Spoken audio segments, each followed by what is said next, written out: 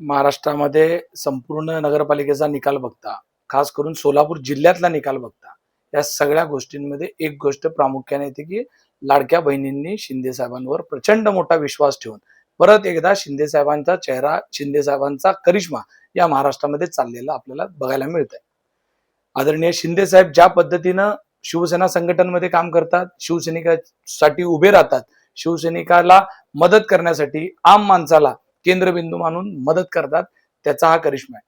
ज्या लोकांनी घरात बसून राजकारण करण्याचा प्रयत्न केला, फक्त फेसबुक लाईव्ह असेल, सोशल मीडियाच्या माध्यमातून लोकांना ह्या गोष्टी आवडत नसतात. लोकांना फील्डवर जाऊन नेता काम करणारा पाहिजे. आदरणीय शिंदे साहेबांनी सोलापूर जिल्ह्यामध्ये सुद्धा सभा केल्या. तुम्ही बघितलं असेल, अक्कलकोट, दुधनी इथं शिंदे साहेबांची सभा झाली. तुम्हाला मोहोळला सभा झाली, सांगोल्याला सभा झाली. महाराष्ट्रात 54 ठिकाणी आणि सोलापूर जिल्ह्यात 2-4 ठिकाणी सभा करणारा एकमेव नेता ठरला. शिंदे साहेब ज्या ज्या ठिकाणी सभा केले तिथले अवरेज काढून बघा, तिथं सगळीकडे शिवसेनेला प्रचंड चांगलं यश आलेलं. मी तुम्ही म्हणाल करमाळ्यामध्ये जे काय यश आलंय, जे काय करमाळ्यामध्ये निवडून आलेले उमेदवार आहेत, त्याच्यामध्ये सांगतो, खरं तर वास्तविक करमाळ्याचा 100% विजय आमचा झाला असता. त्याचं कारण असं होतं की विधानसभेत जे बागल उमेदवार होते ते आमच्या पक्षाचे उमेदवार होते, आणि तिथं दुसरा जो गट आहे तो जगताप गट आहे. जगताप गट आणि बागल गट एकत्रित जर लढले असते तर करमाळ्यामध्ये नक्कीच आम्हाला अजून ह्याच्यापेक्षा चांगलं करता आलं असतं. आमचा विधानसभेचा उमेदवार आणि जगताप हे वेगवेगळे लढून सुद्धा तिथल्या लोकांनी आम्हाला एवढ्या मोठ्या प्रमाणामध्ये नगरसेवक निवडून दिले. पण जर ते एकत्रित राहिले असते, कारण आमचा विधानसभेचा उमेदवार होता बागल, आणि जे विरोधक आहे तेही आमच्याकडे होते, पण तिथं काही गोष्टी घडल्या, काही लोकांनी घडवून आणण्याचा प्रयत्न केला आणि त्याच्यामुळं करमाळ्यामध्ये थोडा आम्हाला नगरसेवक हाताला आले, पण तिथं काय करता आलं नाही.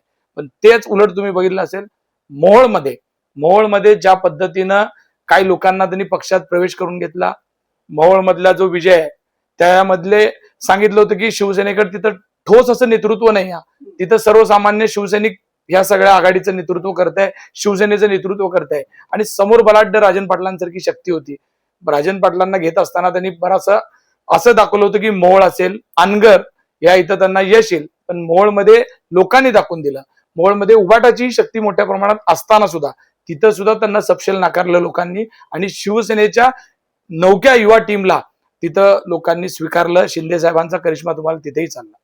अनगरच्या बाबतीत काय, राजन पाटील साहेब जिथं असतात तिथं अनगरचा विजय असतो. अनगरच्या विजयाने भारतीय जनता पार्टीचा कार्यकर्ता जर खुश होत असेल तर मला वाटतंय ती त्यांची खूप मोठी फसवणूक आहे. भारतीय जनता पार्टी आज जरी 12 जागा लढून जर ते सांगत असतील की 4 जागा जिंकल्या, आम्ही 4 जिंकल्या, त्यातली अनगरची जागा जिंकून न जिंकल्यासारखी आहे, ती वैयक्तिक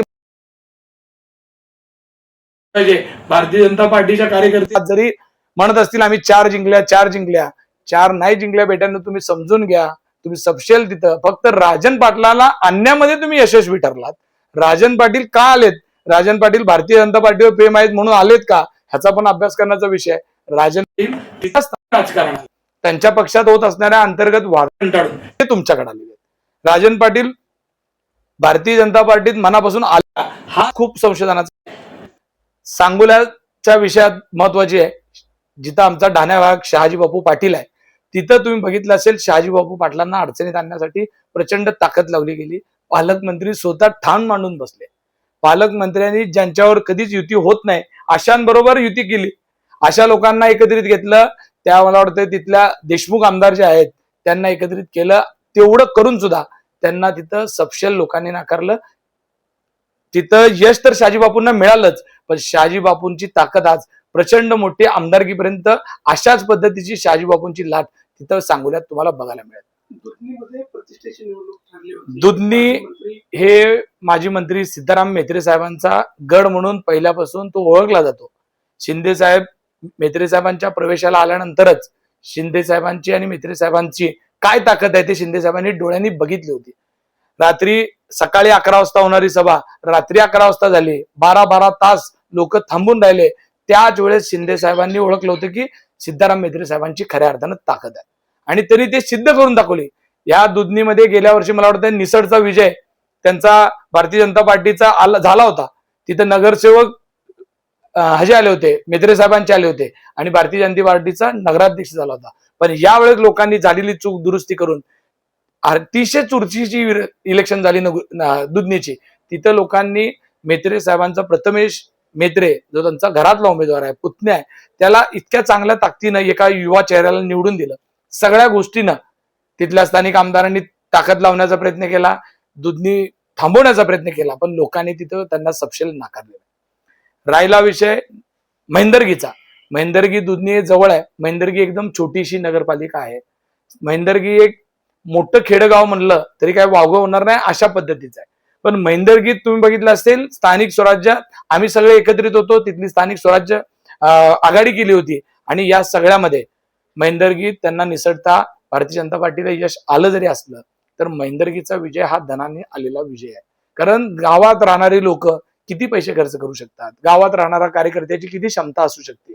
तुम्ही तिथं महेंदरगीमध्ये सगळ्या गोष्टींचं बळ वापरलं गेलं. प्रचंड मोठ्या प्रमाणामध्ये तुम्हाला तर माहित आहे धनशक्तीचा वापर झाला, सत्तेचा गैरवापर करण्याचा प्रयत्न आला. प्रशासन तुमच्याबरोबर होतं, पोलिस तुमच्याबरोबर, तहसीलदार तुमच्याबरोबर, बीडीओ तुमच्याबरोबर, या सगळ्या गोष्टी असताना सुद्धा त्यांना तिथं निसटता विजय आला. अक्कलकोट नगरपालिका ही पारंपरिक भारतीय जनता पार्टीकडेच आहे. भारतीय जनता पार्टीने अक्कलकोट नगरपालिका जिंकली म्हणजे काय खूप मोठं काम केलं असं मी का मानत नाही. ह्याचं कारण सांगतो. सिद्धाराम म्हेत्रे साहेब हे राज्याचे गृहमंत्री होते, तेव्हा सुद्धा अक्कलकोट नगरपालिकेमध्ये भारतीय जनता पार्टी निवडून येत होती. भारतीय जनता पार्टीचा तिथला जो कार्यकर्ता आहे, तिथलं ज्या पद्धतीचं संघटन आहे, कदाचित त्या संघटनेचा आणि त्या लोकांचा तो विजय मानावा लागेल. पण भारतीय जनता पार्टीच्या पारंपरिक जागेतली ती जागा आहे. म्हणजे आज जरी पालकमंत्री साहेब सांगत असतील की आम्ही परवाच त्यांचं, मला वाटतं मी स्टेटमेंट ऐकलं होतं की 12 पैकी एखादी जागा कुणाला तर दुसऱ्याला जाईल, असं इतक्या सहजरित्या ते बोलून गेले होते. पण आज मला वाटतं त्यांना त्यांची बाईट तुम्ही पत्रकारांनी दाखवली पाहिजे. साहेब तुम्ही त्यावेळेस काय म्हणला होतात? आता कारण लय बरेचसे सांगायला सगळ्यांकडे आहेत, पण शेवट रिझल्ट द्यावा लागतो. दुधनी सारखी नगरपालिका ते हारले, अक्कलकोटमध्ये जिंकले, पण महेंदरगी आणि राजन पाटलांची जी अनगर आहे, ह्या 2 नगरपालिका असून नसल्यासारख्या आहेत. ह्या नगरपालिका नाही, ही छोटीशी खेडेगाव आहेत. त्याच्यामुळं भारतीय जनता पार्टीला तिथं सुद्धा यश आलेलं नाही. राहिला विषय बार्शीचा. हा खूप महत्वाचा विषय. सोलापुरात गाजलेली निवडणूक बार्शी आहे. बार्शीमध्ये ज्या पद्धतीनं राजा राऊत साहेब हे शिवसेनेचे उमेदवार होते विधानसभेला आणि यावेळेस त्यांनी शिवसेना म्हणूनच आमच्या बरोबर होते, आम्ही तिथे युती केली त्यांच्यावर.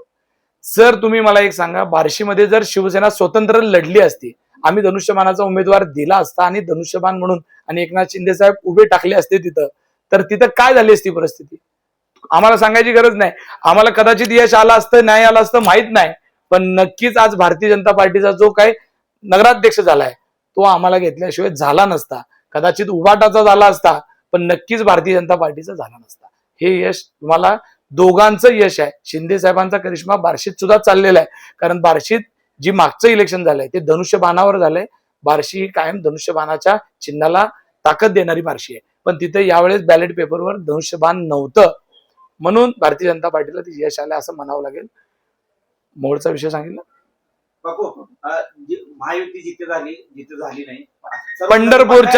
पंढरपूरच्या बाबतीत मी आवर्जून सांगतो, पंढरपुरामध्ये भालके असतील, आम्ही एकत्रित शिवसेना सर्व पक्ष एकत्रित येऊन आम्ही आघाडी केली. शिंदे साहेबांनी भालकेंबरोबर जेव्हा बैठक झाली तेव्हा सांगितलं होतं की भारत नानाचे माझे प्रचंड चांगले जुने संबंध आहेत आणि भालके नानांच्या सुनबाई उभारत असतील तर आपण उभं राहणार नाही, आपण त्यांच्या सोबत राहणार आहे आणि आपली सगळी शक्ती आम्ही पंढरपुरामध्ये त्यांच्या सोबत राहतो असं सांगितलं होतं. तोच पॅटर्न आम्ही पंढरपुरात केला, तोच पॅटर्न आम्ही मंगळवेढ्यात राबवण्याचा प्रयत्न झाला. मंगळवेढा पंढरपूर सीट कुणी म्हणत नव्हतं की आघाडीची येईल. सगळ्याला असं वाटत होतं की भारतीय जनता पार्टी, कारण का तिथं परिचारक सारखं नेतृत्व आहे, तिथं समाधान आवताडे सारखं नेतृत्व आहे, तिथं असे आणि त्यांच्या पाठीमागं आपल्या जिल्ह्याचे पालकमंत्री म्हणजे अजून एक बलाढ्य शक्ती आहे. या तिघांना असं वाटत होतं की या दोन्ही नगरपालिका ते अशा जिंकतात, पण परिस्थिती काय ठरली, लोकांनी कशा पद्धतीचा कौल दिलाय, या गोष्टी वेळीच सावध होऊन विचार करण्यासारखे आहेत. जो पॅटर्न विधानसभेत चालला, जो एकनाथ शिंदे साहेबांचाच चेहरा चालला, लोकांनी शिंदे साहेबांनाच नेतृत्व म्हणून या महाराष्ट्राचं मुख्यमंत्री व्हावं याकरिता तो कौल दिला होता. तोच कौल आज महाराष्ट्राच्या जनतेला, लोकांना नगरपालिकेमध्ये दिसत आहे. एक काळ असा होता की घर तिथे शिवसेना होती, गाव तिथे शाखा होती. मोठ्या प्रमाणात ग्रामीण भागातला जो ग्रामीण ग्रामस्थ आहे, खेडूत वर्ग आहे, तो शिवसेनेला मानणार होता. त्याचा थेट इफेक्ट झाला असं जाणवतं. 100% प्रत्येक खेडेगावामध्ये गळ्यात शेला घातलेला शिवसैनिक तुम्हाला पूर्वीपासून बाळासाहेबांच्या विचाराचा प्रत्येक ठिकाणी होता. पण तुम्हाला माहित आहे, उबाटाचं जे नेतृत्व करतात उद्धव साहेबांनी अशा लोकांकडे कधीही लक्ष दिलं नाही. या लोकाला छातीचं लावण्याचं, त्याला गळ्याला मिळवण्याचं काम फक्त कोण केलं असेल तर ते एकनाथजी शिंदे साहेब करतात. साहेबांना कुठलाही तळागाळातला शिवसैनिक असू दे, ते माझा शिवसैनिक आहे, तो माझ्या घरातला व्यक्ती आहे, अशा पद्धतीनं शिंदे साहेब शिवसैनिकाच्या सोबत उभे राहिलेलं चित्र आज महाराष्ट्रामध्ये तुम्ही बघितलंय की आज आमच्याकडे येणाऱ्यांची संख्या बघा आणि आमच्यातून बाहेर पडणाऱ्यांची संख्या बघा. आमच्याकडे आज सुद्धा एवढ्या मोठ्या प्रमाणामध्ये लोकांचा येण्याचा ओघ आहे.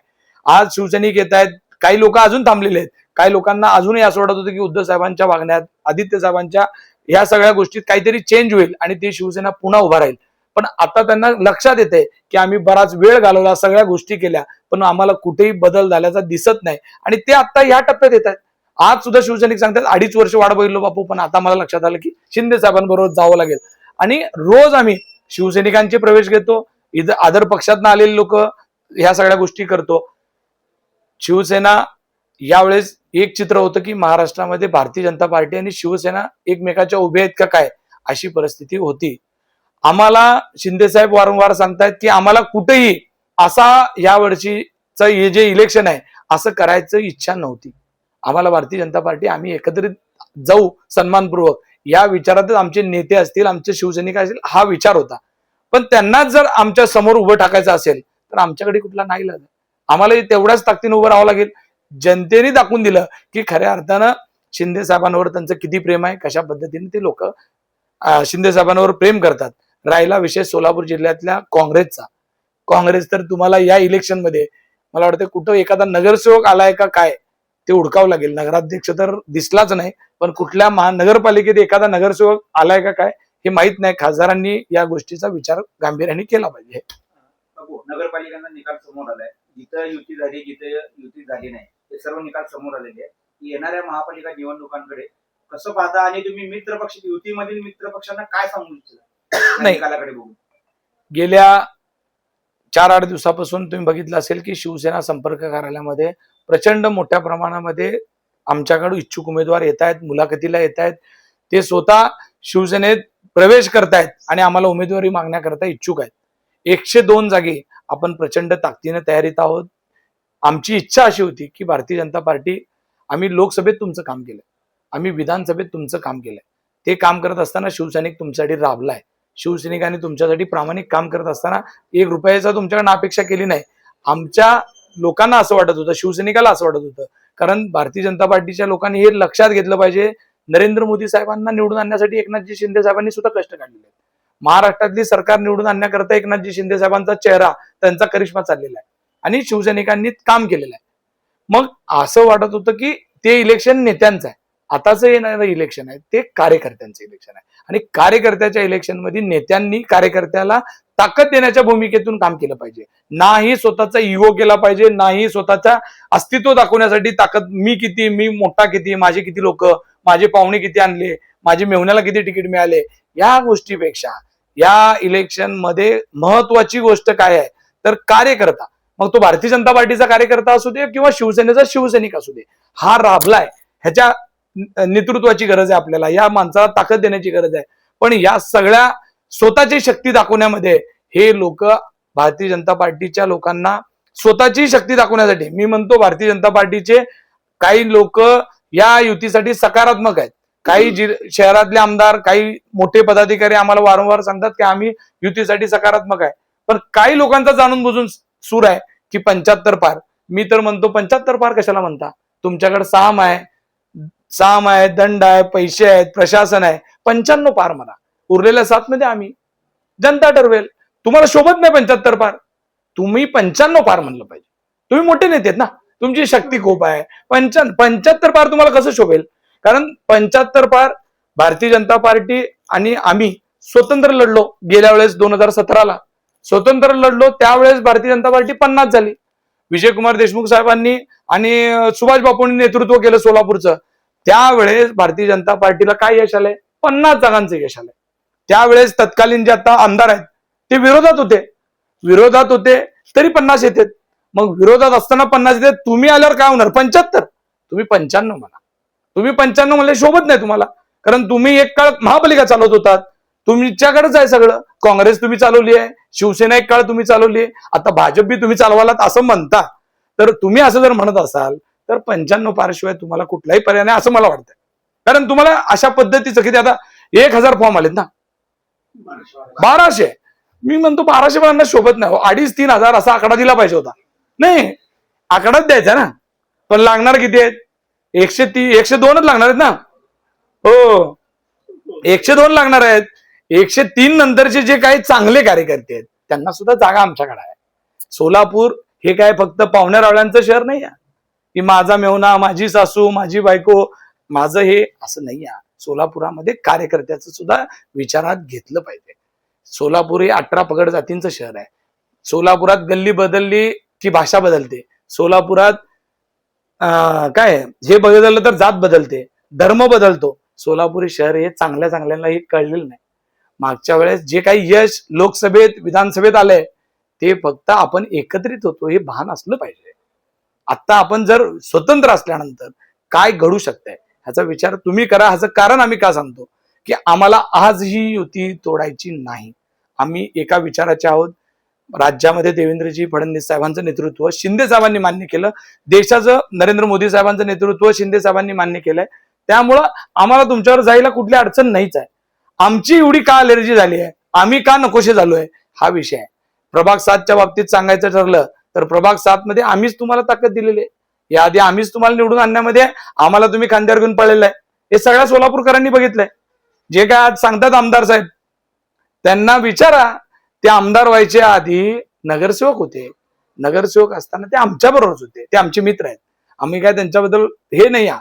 पण त्यांना एक गोष्ट लक्षात आली की आपण ज्यांच्यावर एकत्रित राहिलो अशा लोकांना असं अर्ध्यात सोडायचं नसतंय. आणि अर्ध्यात सोडलं तर लोक काय करतात हे लोकांनी दाखवून देतील.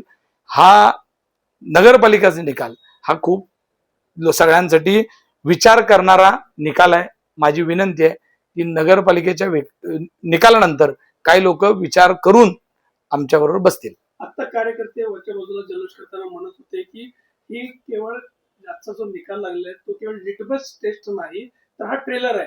पण महापालिकेला मात्र आम्ही पूर्ण पिक्चर दाखवून म्हणतात. काय काय रोख आहे नेमका?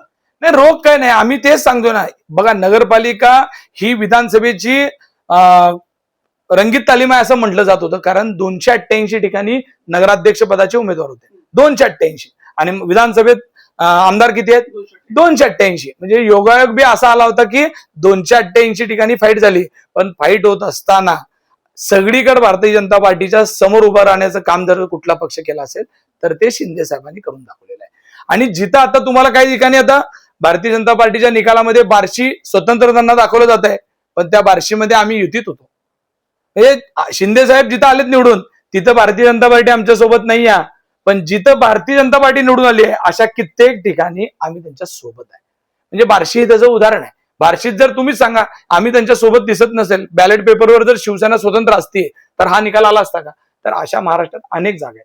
माझी विनंती हेच आहे की आपण एका विचाराचे आपले मतदार आहेत, आपल्या विचाराने ते मतदार एकत्र आलेले आहेत. तर अशा मतदारांचा हिरमूट नाही झाला पाहिजे आणि आपल्या कार्यकर्त्याला आपण न्याय देण्याकरता एकत्र आलं पाहिजे. शिंदेच्या शिवसेनेचा इतका मोठा जल्लोषात कार्यक्रम झाला. अनेक ठिकाणी त्या निकाल डिक्लेअर झाल्यावर महाराष्ट्रामध्ये एक प्रकारची एकनाथ शिंदेची काय इमेज आहे हे पूर्ण महाराष्ट्राने पाहिलेलं आहे.